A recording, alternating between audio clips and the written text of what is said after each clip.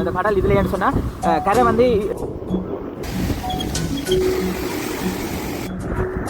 நிலம் எல்லாம் அப்படி வெடிச்சிருக்கான்னு சொல்லி கடல் அடிச்சு சுனாமி வந்து யாருக்குண்ணா வரையும் இந்த தென்னமரங்கள் எல்லாம் விழுமண்டு நினைக்கிறேன் பாருங்க அடிச்சு பிரிச்சிருக்கு பாருங்க இவ்வளவு தூரம் ஒரு 100 மீட்டர் கடல் வந்து உள்ள வந்துருக்கு பெண்ணாம்பெரிய மரத்தை எல்லாத்தையும் வந்து கான்கிரீட்டால செய்யப்பட்ட இந்த தூணுகள் நிலைமையை பாருங்க வருத்துற மக்கள்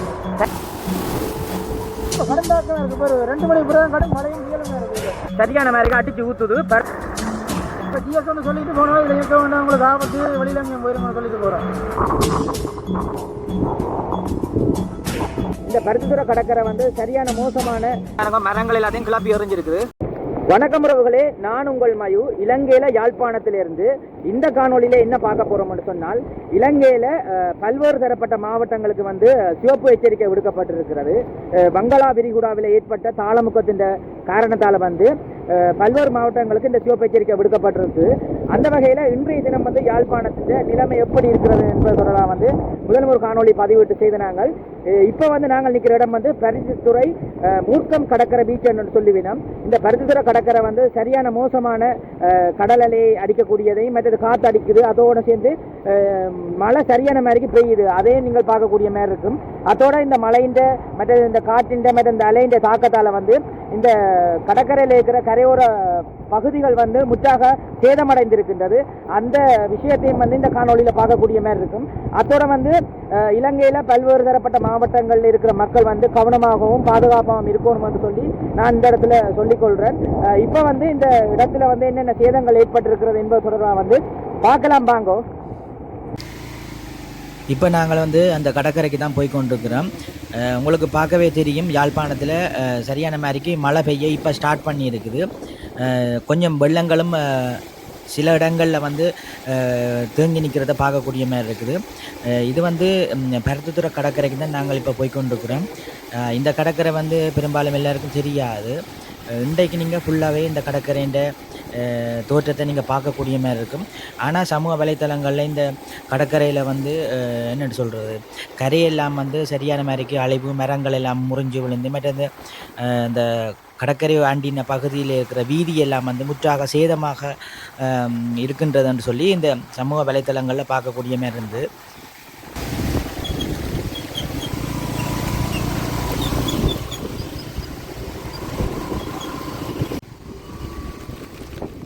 இதுதான் வந்து பருத்தித்துறை மூர்க்கம் கடற்கரைன்றது.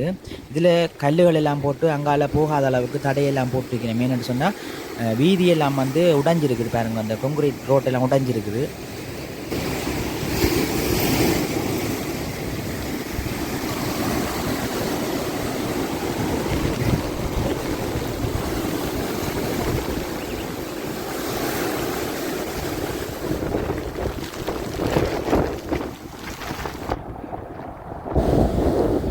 இந்த இடத்துல வந்து சரியான மாதிரிக்கு அலை அடிக்கிறத தான் நீங்கள் பார்த்து கொண்டிருக்கிறீங்கள். மற்ற யாழ்ப்பாணத்தில் மற்ற கடற்கரையில் இல்லாத அலை வந்து இதில் அடிக்கக்கூடியதை பார்க்கலாம் பாருங்க. இந்த கரையிலெல்லாம் வந்து சரியான மாதிரிக்கு மண்ணுகள் அரிக்கப்பட்டு மேலே தண்ணி வாரத்தையும் பாருங்க எவ்வளோ தூரம் வருதுன்னு சொல்லி.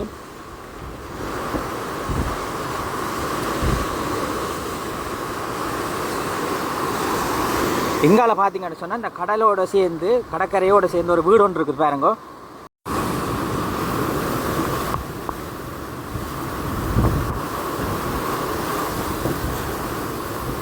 இதில் பார்த்தீங்கன்னா தெரியும் உங்களுக்கு தண்ணி எவ்வளோ தூரம் பெருகுதுன்றதை பார்க்கக்கூடிய மாதிரி இருக்கும் பாருங்க. மரங்கள் எல்லாம் வந்து அங்கால முறிஞ்சு விழுந்துருக்கு. நான் கிட்ட கொண்டே காட்டுறேன் பாருங்க. இதில் பார்த்தீங்கன்னா தெரியும் பாருங்க, இந்த நிலம் எல்லாம் எப்படி வெடிச்சிருக்குன்னு சொல்லி கான்கிரீட் போட்டிருந்தது. இந்த மழை நேரம் வந்து இந்த மழையின் தாக்கத்தால் வந்து இந்த கடல் அலை வேகமாக அடித்ததால் வந்து இந்த தூரம் வந்து பாதிக்கப்பட்டிருக்கு பாருங்க. இப்போ பார்க்குற இடம் வந்து பருத்தித்துறை கடற்கரையை தான் பார்த்து கொண்டு இருக்கிறீங்க பாருங்க.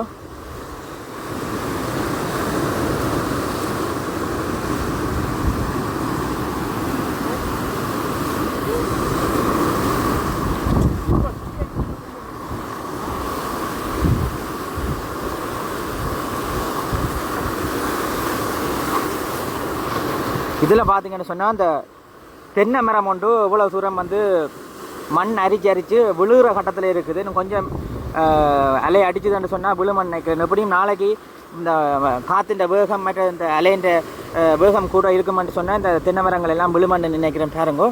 எவ்வளோ தூரம் இதை பார்த்தீங்கன்னா தெரியும் உங்களுக்கு இந்த ஒரு கட்டு மாதிரி ஆக்கள் இருக்கிறதுக்கு ஏற்ற மாதிரி இருந்த இதெல்லாம் வந்து இந்த அடைச்சி பிரிச்சிருக்கு பாருங்க இவ்வளோ தூரம்.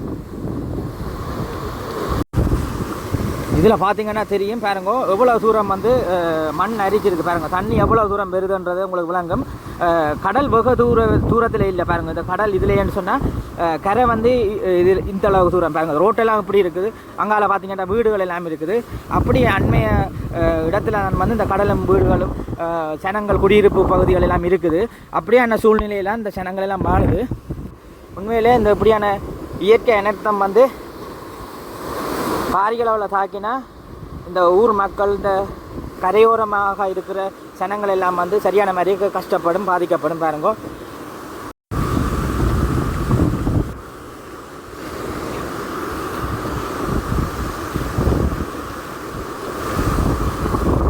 இதில் பார்த்தீங்கன்னா தெரியும் பாருங்க மரங்கள் எல்லாத்தையும் கிளப்பி எறிஞ்சிருக்குது. அதைத்தான் நீங்கள் பார்க்குறீங்க பாருங்க.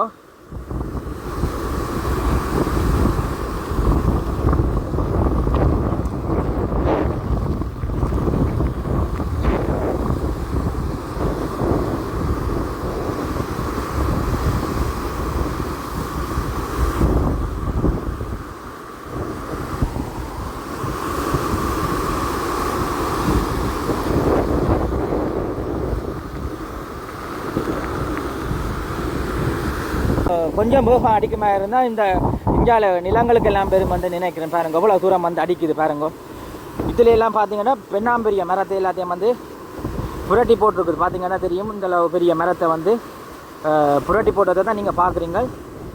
வாங்க கிட்ட போய் பார்ப்போம். அதுக்கு இளைஞ்ச பாருங்க இந்த கொங்கிரீட்டால் செய்யப்பட்ட இந்த தூணுகள் கட்டிடங்கள் எல்லாம் வந்து இந்த அலைன்ற தாக்கம், அதாவது அலை அடி அடித்து எல்லாத்தையும் முழுத்தி போட்டுவதை தான் நீங்கள் பார்க்குறீங்க பாருங்க.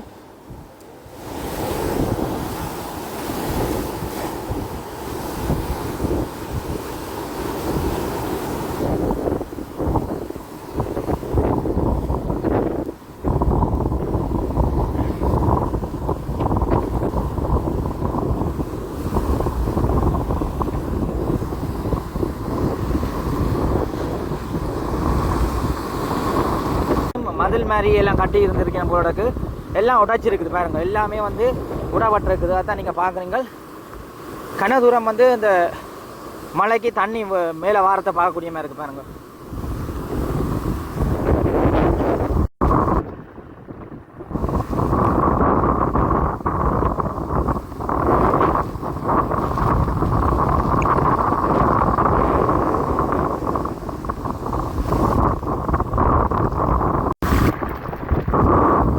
தெரியும் மழை எந்த அளவு தூரம் அடிக்கிறன்றதை பார்க்கலாம்.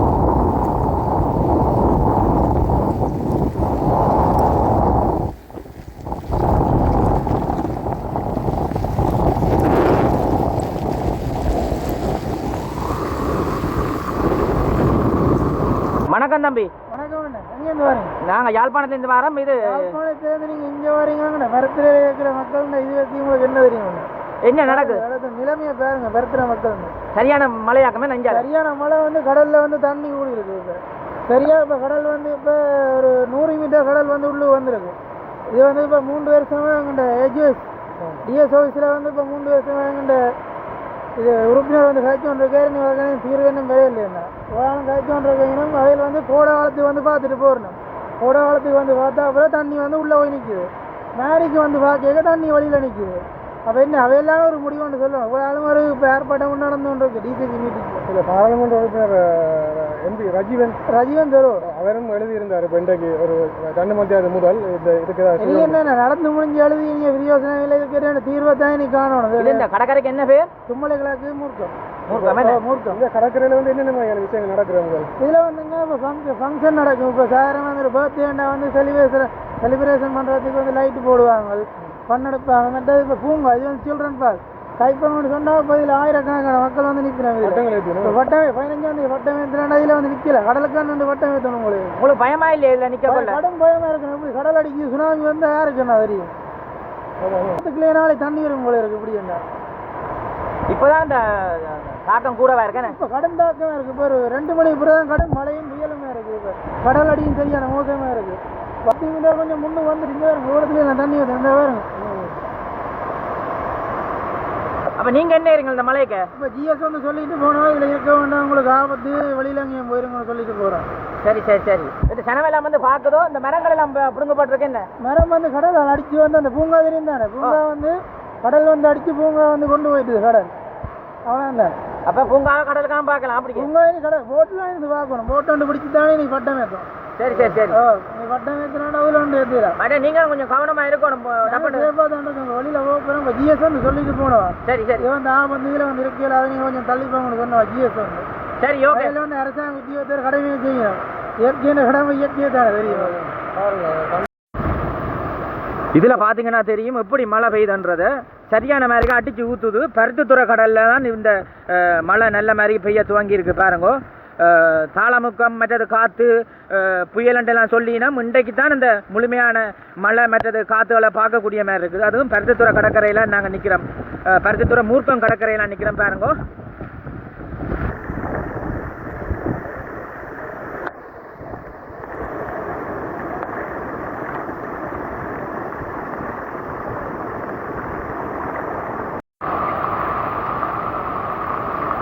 சரியான மாதிரிக்கு மழை பெய்யுது. அதை தான் நீங்கள் பார்க்குறீங்க. அங்கே பார்த்தீங்கன்னா தெரியும், அதான் கடற்கரை.